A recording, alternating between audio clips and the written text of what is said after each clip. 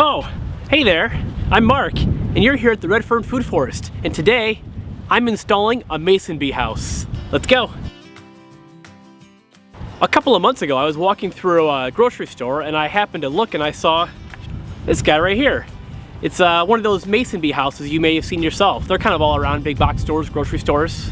This house is designed to attract mason bees, which after doing some internet research, I've discovered are much different than honeybees, which is good because between you and me, I kind of have an irrational fear of bees.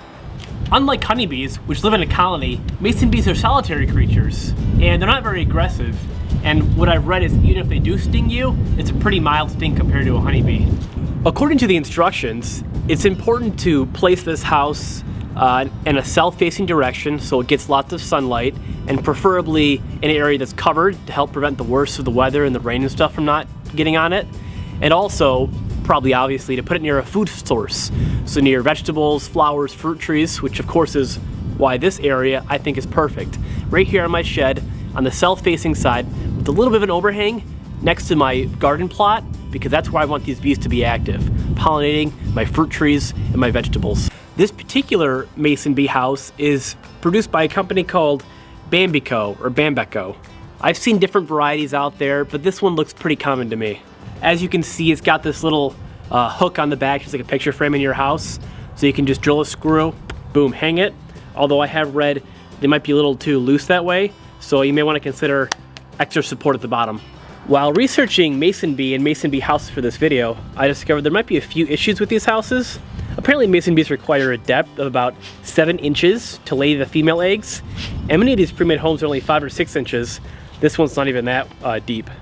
Additionally, apparently it's important to move these houses indoors after the bees stop flying during the fall and the winter, because that helps to protect them from pests.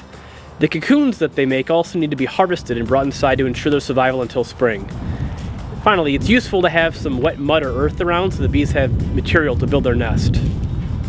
And perhaps most importantly, you need to check these houses on a regular basis, at least annually, to ensure no predators or pests like wasps or mites have made the homes here, because that'll kill off any bees that might be trying to live here.